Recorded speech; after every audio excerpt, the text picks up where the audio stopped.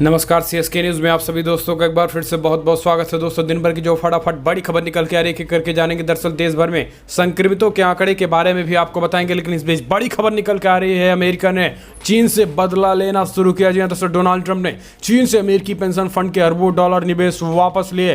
Crash हुआ चीनी share market, लाखों करोड़ का नुकसान। जी हाँ, इसके बारे में भी आपको बताएंगे। इस बीच अगली बड़ी खबर, भारत को तेवर दिखाना पाकिस्तान को पड़ा भारी, विरोध में उतरी दवा कंपनियां। जी हाँ, आपको बताएंगे इसके बारे में। इसी अगली बड़ी खबर, ताइवान के रास्ते चीन को घेरने में जुटा भारत। जी हाँ, आपको बता दें कि किस तरीके से जानेंगे किस तरीके से भारत अब चीन को झटका देने की फिराक में है, ताइवान के रास्ते। इस बीच अगली बड़ी खबर जानेंगे, जहां पर कोरोना काल चुनावी साल, ममता बनर्जी केंद्र, अखाड़ा बन गया है बंगाल। जी हाँ, हम जानेंगे कैसे। इसके साथ साथ राफेल को लेकर बड़ी खबर निकल के आ रही है। आपको बता दें कि जुलाई तक, अगले 2 महीने के अंदर 4 राफेल और मिल जाएंगे भारत को। अंबाला एयरबेस पर तैनात होंगे ये राफेल। जी हाँ, सब कुछ खबरें करके विस्तार से जानेंगे। हरियाणा में बसों को लेकर बड़ी खबर निकल के आई। इस बीच गुजरात से भारतीय जनता पार्टी के लिए अच्छी खबर निकल के आई है, जहां पर रद्द हुए विधायक की वापसी सुप्रीम कोर्ट ने कर दी। इसके साथ सब कुछ खबरें जानेंगे, जहां पर बिल गेट्स से भी चर्चा की है प्रधानमंत्री मोदी ने तमाम बड़े उद्योगपतियों से, वो भी आपको बताएंगे करके। लेकिन उससे पर छोटा सा निवेदन, अगर आपने चैनल को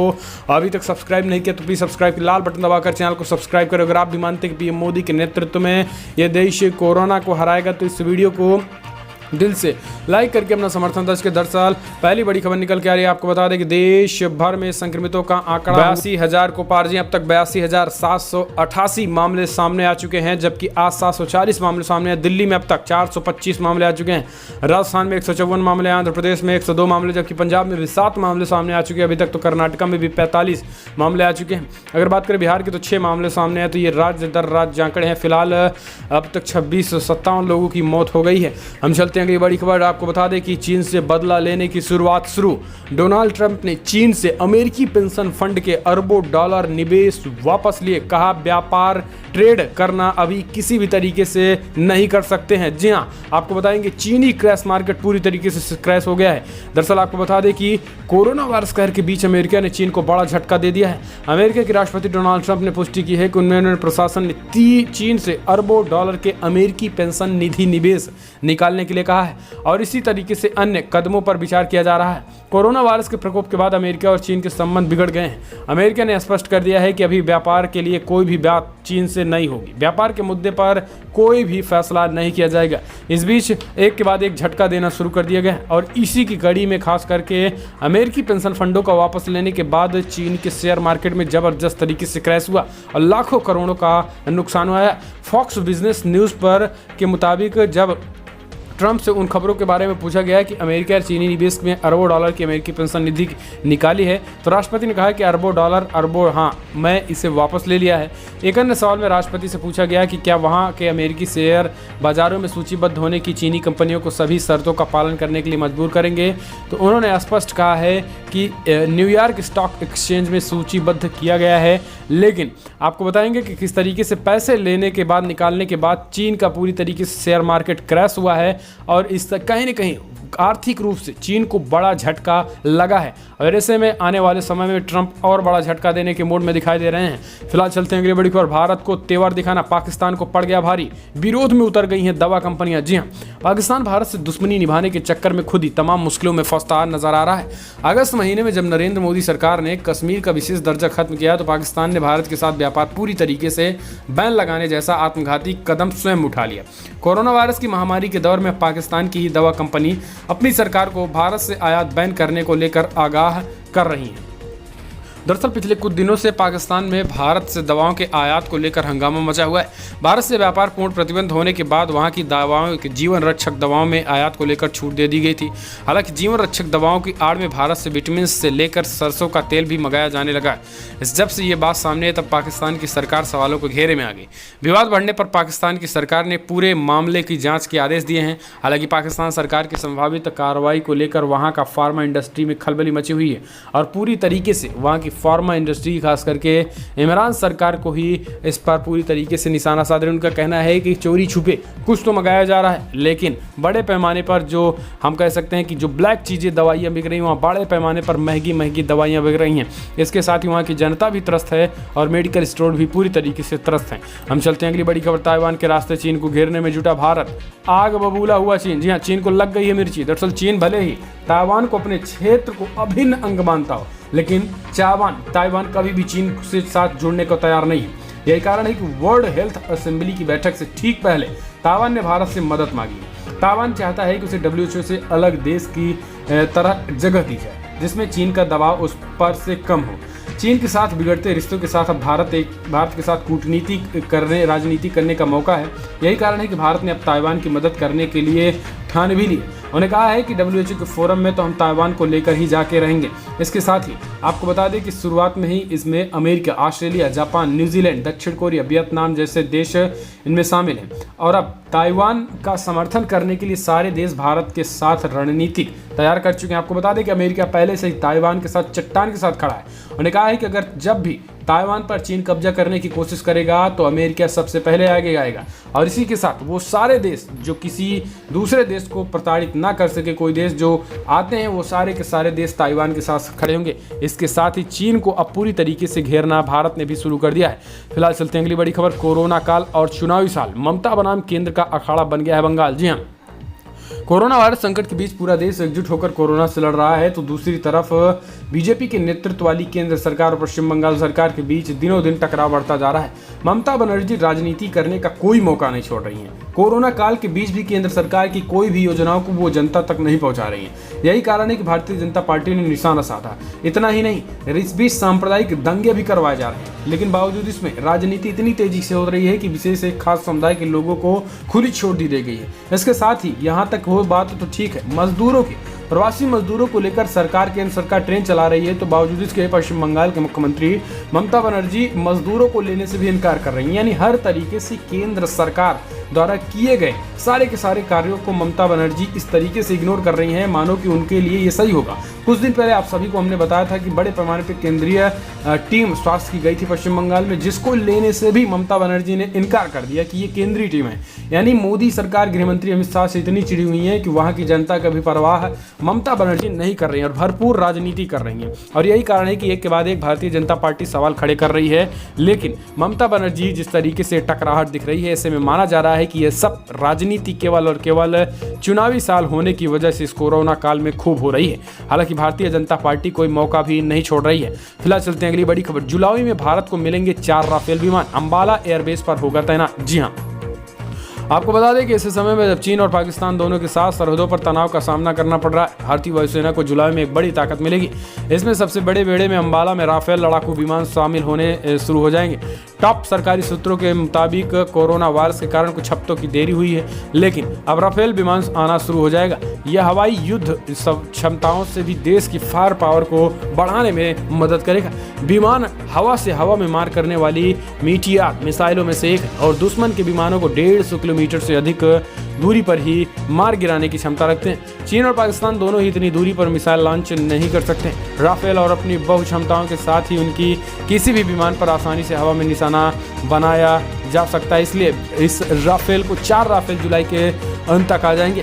फिलहाल चलते अगली बड़ी खबर। हरियाणा में आज से सड़कों पर दौड़ेंगी रोडवेज की बसें। जी हाँ, आपको बताएंगे। जी हाँ, आपको बता दें कि लॉकडाउन के तीसरे चरण के बीच हरियाणा में शुक्रवार यानी आज से रोडवेज बसों का परिचालन शुरू हो गया है। हरियाणा रोडवेज की बसें एक बार फिर से सड़कों पर दौड़ती हुई दिखाई दे रही हैं। तमाम जिलों में बसों को चलाने की तैयारियां शुरू हो गई हैं। पंचकुला बस डिपो में बसें चलाने के लिए बसों और बस अड्डों को सैनिटाइज किया गया है। बस अड्डों के यात्रियों के खड़े होने की और बैठने की स्थान पर सारे राज्य की बसों पर स्क्रीनिंग की जा रही है। इसके साथ ही बस अड्डों पर भी बाकायदा सोशल डिस्टेंसिंग मेंटेन हो, इस तरीके से मार्क लगाए जा रहे हैं। फिलहाल चलते अगली बड़ी खबर। भारतीय जनता पार्टी को बड़ी राहत। दरअसल गुजरात के मंत्री भूपेंद्र सिंह चूड़मासा को राहत। जी हाँ, सुप्रीम कोर्ट ने निर्वाचन रद्द करने के फैसले पर लगाई रोक।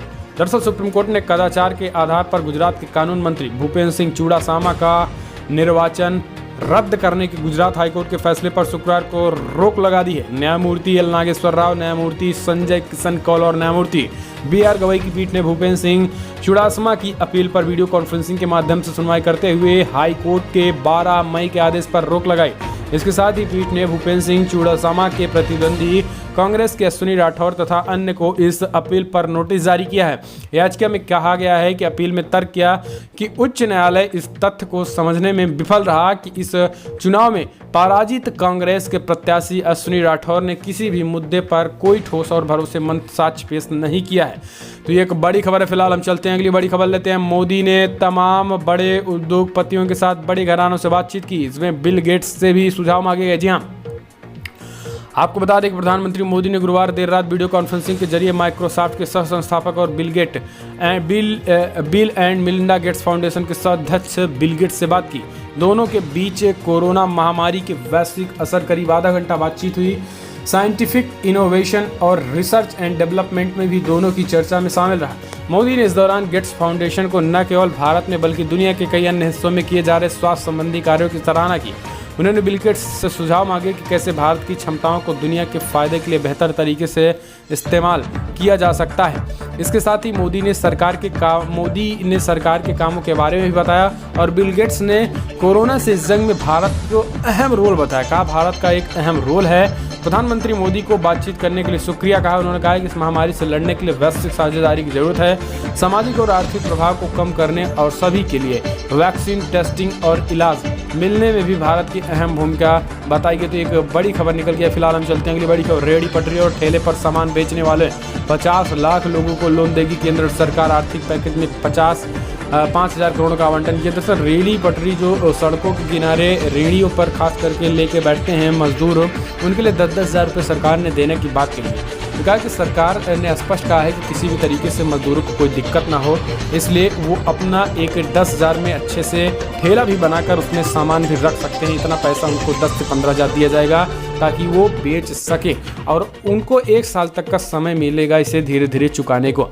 फिलहाल चलते हैं अगली बड़ी खबर लेते हैं। आपको बता दें कि केंद्रीय स्वास्थ्य मंत्री हर्षवर्धन की राज्यों से अपील। तंबाकू उत्पादों की बिक्री और सार्वजनिक स्थानों पर थूकने पर तत्काल लगाए बैन। जी हाँ, केंद्रीय स्वास्थ्य मंत्री डॉक्टर हर्षवर्धन को देखते हुए सभी राज्यों और केंद्र शासित प्रदेशों से तंबाकू उत्पादों की बिक्री और सार्वजनिक स्थानों पर थूकने पर रोक लगाने की अपील की है।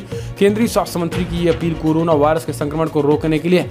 आपको बता दें कि भारत में कोरोना वायरस का मामला 80,000 के पार पहुंच गया है। देश में कोरोना वायरस संक्रमण से पिछले 24 घंटे में 100 लोगों की मौत के बाद मृतकों की संख्या बढ़कर 2649 तक पहुंच गई है। वहीं बृहस्पतिवार सुबह 8 बजे से संक्रमण के 3967 नए मामले सामने आ चुके, जिसके बाद शुक्रवार को कुल संक्रमितों की संख्या 81,000 को पार कर गई है। फिलहाल चलते हैं अगली बड़ी खबर। बिहार के प्रवासी मजदूरों पर योगी सरकार की दरिया दिली। ट्रेन पकड़ने के लिए ना जाना पड़े पैदल, इसलिए चलवाएगी लोकल ट्रेन। जी हाँ, आपको बता दें कि कोरोना वायरस महामारी और लॉकडाउन के बीच गौतम बुद्ध नगर से बिहार के प्रवासी मजदूरों को उनके गृह नगर पहुंचाने के लिए उत्तर प्रदेश की योगी आदित्यनाथ सरकार ने स्पेशल ट्रेन चलाने की व्यवस्था की है। मजदूरों को पैदल ना चलना पड़े, इसके लिए प्रदेश सरकार ने जिले के करीब में ही 2 रेलवे स्टेशन से ये स्पेशल ट्रेन चलाने की व्यवस्था की है। जिले के डीएम ने शुक्रवार को बताया है कि राज्य सरकार ने निर्देश पर गौतम बुद्ध नगर में प्रवासी मजदूरों के लिए स्पेशल ट्रेन चलाने का ये ऐलान किया गया है। ये ट्रेन दादरी और दनकौर रेलवे स्टेशन चलाई जाएगी, जो जिले के करीब में स्थित। डीएम के मुताबिक कुल 4 ट्रेनें चली जो प्रवासी मजदूरों को उनके गृह राज्य को लेकर जाएंगी। तो ये एक बड़ी खबर ये भी है। फिलहाल हम चलते हैं अगली बड़ी खबर। लोकल और स्वदेशी प्रोडक्ट बेचने के लिए बाबा रामदेव की पतंजलि ला रही ई-कॉमर्स प्लेटफॉर्म ऑर्डर में। जी हाँ, प्रधानमंत्री मोदी ने आत्मनिर्भर भारत बनाने के लिए देशवासियों से लोकल प्रोडक्ट का इस्तेमाल की अपील की। इस बीच बाबा रामदेव की कंपनी पतंजलि स्वदेशी प्रोडक्ट के लिए नया ई-कॉमर्स प्लेटफॉर्म ऑर्डर मी लॉन्च करने जा रही है। इस ऑनलाइन मार्केट प्लेस में पतंजलि के अलावा दूसरी कंपनियों के मेड इन इंडिया और स्वदेशी सामान बेचे जाएंगे।